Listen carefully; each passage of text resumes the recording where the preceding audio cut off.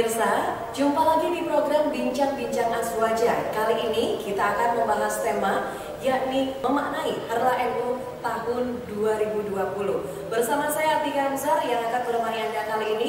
Dan tentunya untuk Anda pemirsa, sebelum Anda menyaksikan lebih lanjut dialog kita pada kesempatan kali ini, jangan lupa untuk klik tombol subscribe dan juga klik tombol loncengnya. Nah, pemirsa, siang hari ini, di kesempatan kali ini, saya sudah bersama dengan narasumber kita yang nanti kita akan membahas secara lengkap terkait dengan memaknai Harlah NU tahun 2020.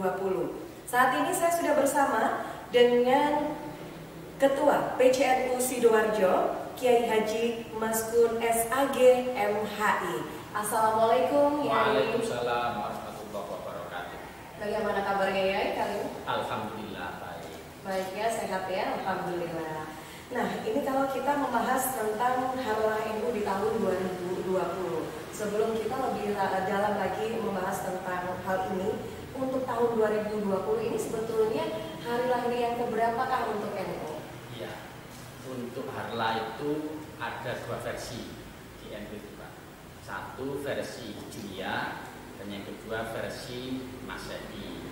Untuk hitungan Hijriah, NU itu didirikan tahun 1344. Artinya sekarang tahun 1441. Berarti kita ini usianya NU sudah ke 97 untuk hitungan Hijriah.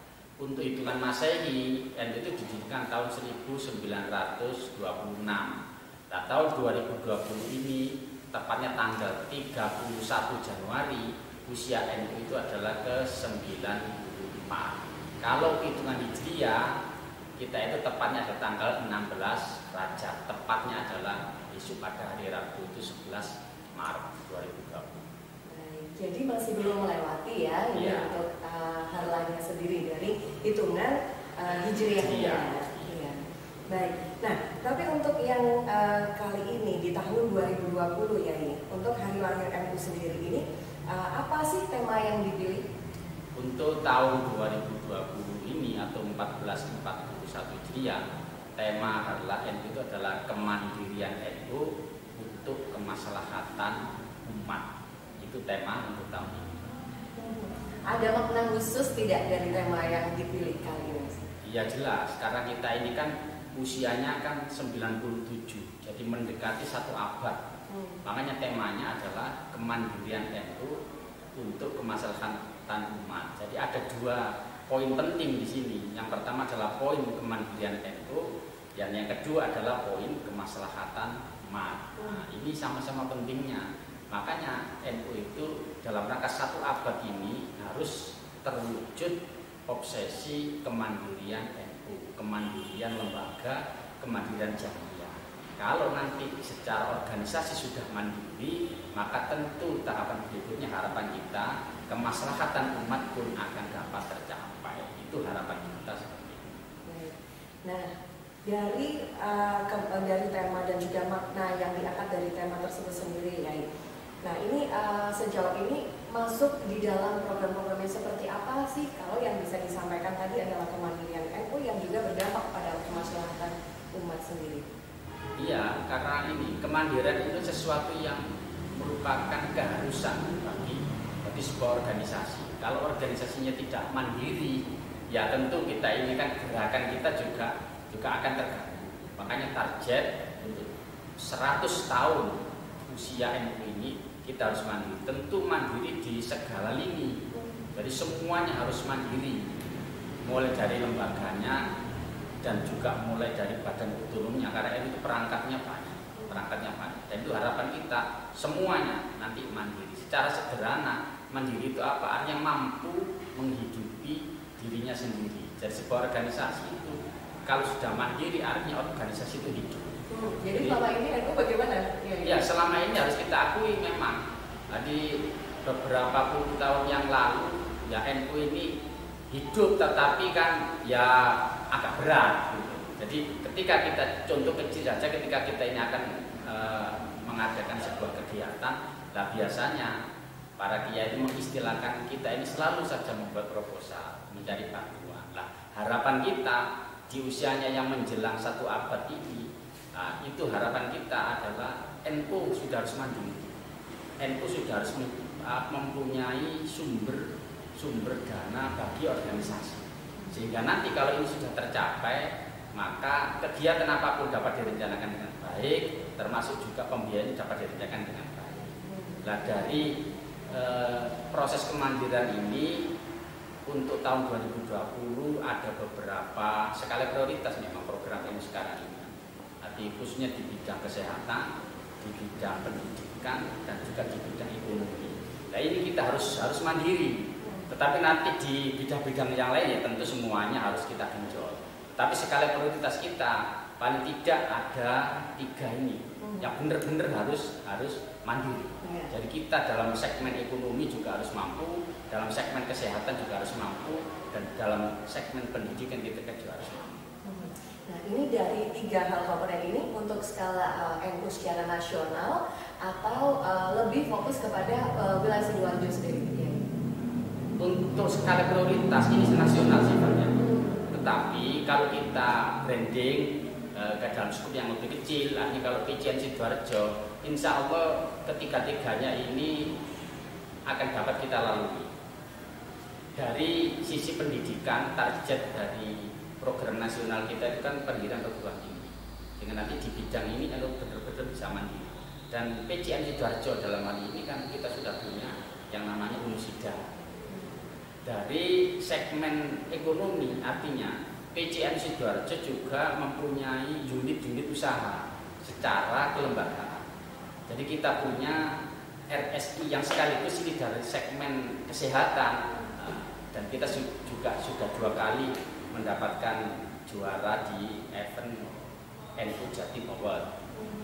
Itu artinya kita di bidang kesehatan kita sudah insya Allah sudah mumpuni lah, bahasanya begitu, sudah mandiri kalau dalam bahasa temanya seperti itu. Sekaligus ini juga unit usaha, kalau dalam bahasa dulu kan ada badan usaha milik Nahdlatul Ulama, itu MNU kan gitu. BUMN ditambah U gitu ya, ini bedanya gitu ini kan ya. badan usaha milik NU yang sudah punya nilai profit yang cukup tinggi, sehingga ya, dampaknya tentu terhadap kemandirian jamiah, dan itu sudah tercapai kalau untuk tingkat PCNU Sidoarjo, dan itu dibuktikan dengan juara 2 kali di event NU Jatim, termasuk ya PCNU juga 2 kali juara tahun 2018, 2017 itu kita juara 3, di tahun 2018 kita juara 1, 19 kemarin juga kita juara 1. Ya persoalannya ini,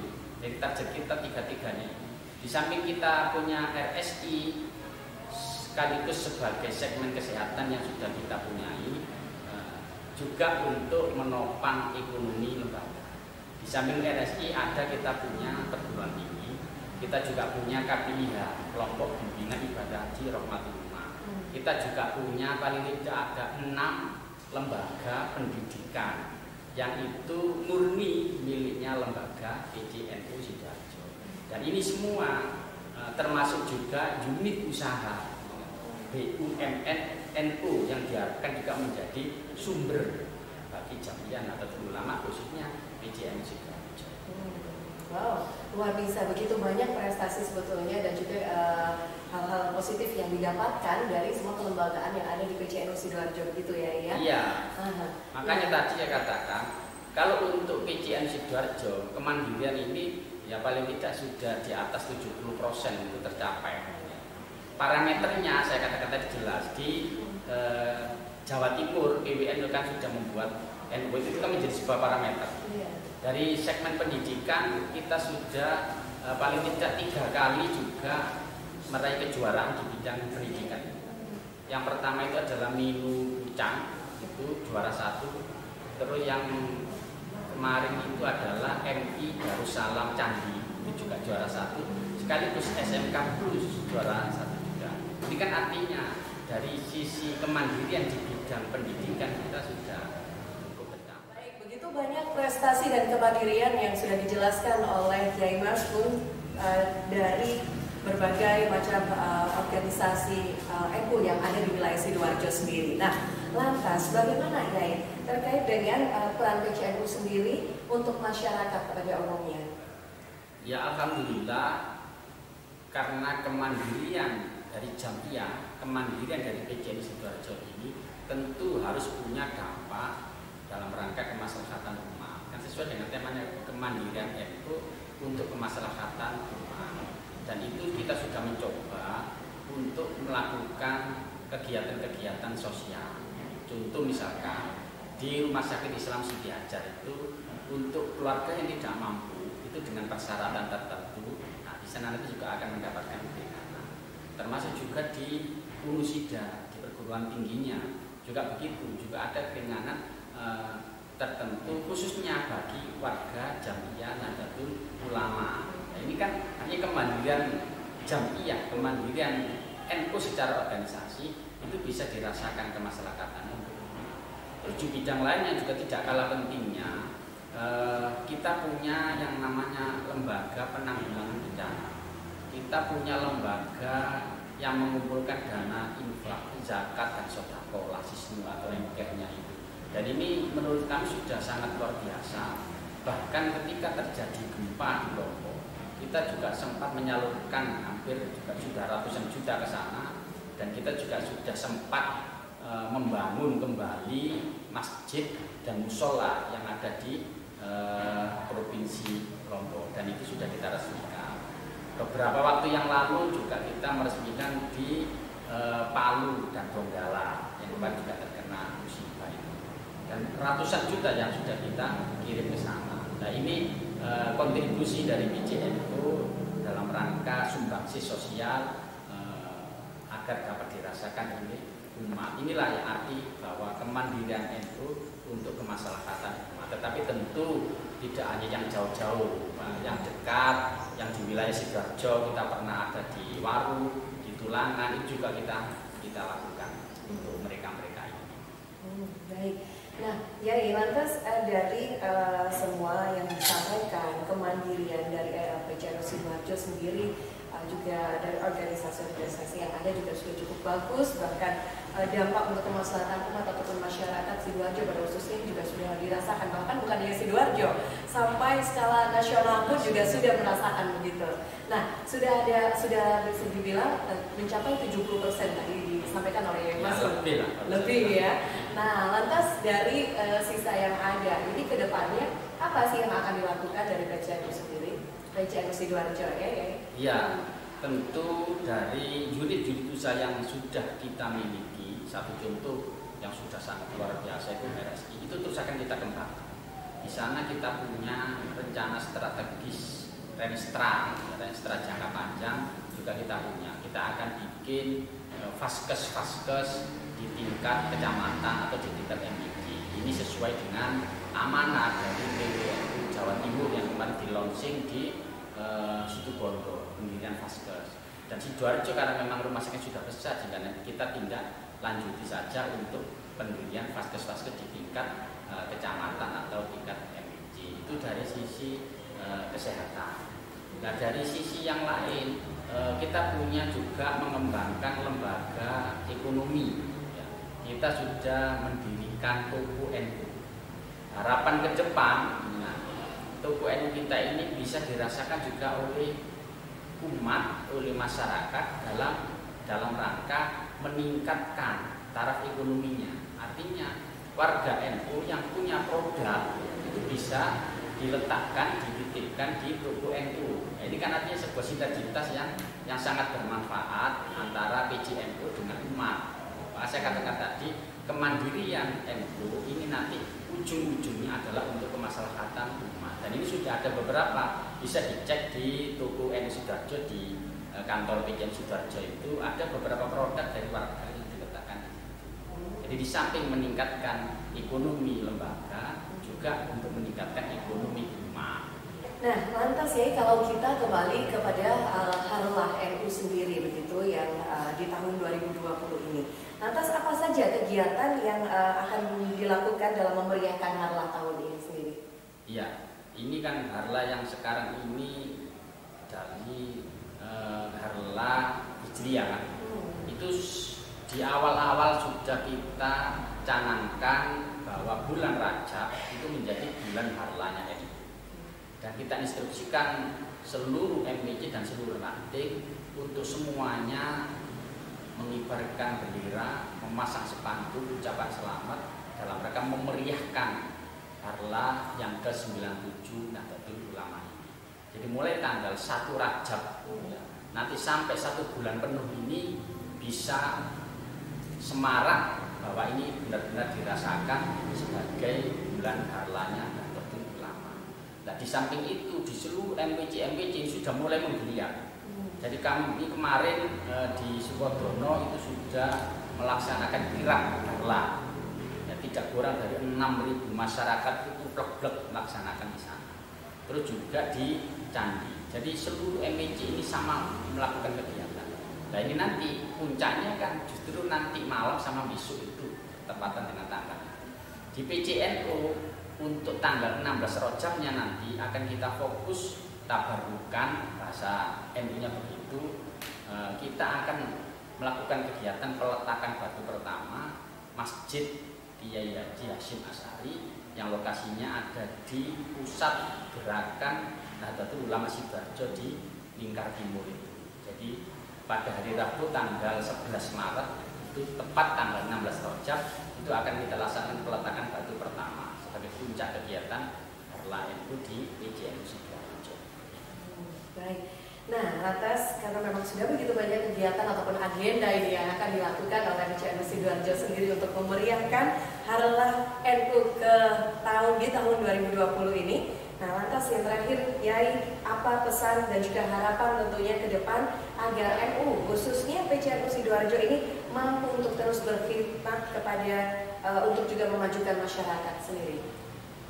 Ya, pesan PCNU bahwa seluruh perangkat NU di Sidoarjo itu perangkat NU cukup banyak. Dari lembaga yang 18 itu ditambah 1 kita punya 1 badan aset, dan juga Banom kita punya 14 Banom, kemarin ditambah 1 yang terbaru atas perintah dari BWN Jawa Timur, plus unit usaha kita yang ada sekitar 5 itu semuanya untuk ya tentu mengevaluasi diri, introspeksi diri dalam rangka untuk menghadapi 1 abad Jamiyah Nahdlatul Ulama. Jadi semuanya harus ditingkatkan sehingga nanti benar-benar akan tercapai kemandirian NU. Maka kalau kemandirian itu sudah tercapai, maka kemaslahatannya nanti ujung-ujungnya semuanya adalah untuk kemaslahatan umat. Maka tema yang dicanangkan tahun 2020 atau 1441 Hijriah ini nanti benar-benar bisa terlaksana dengan baik. Kemandirian NU untuk kemaslahatan umat.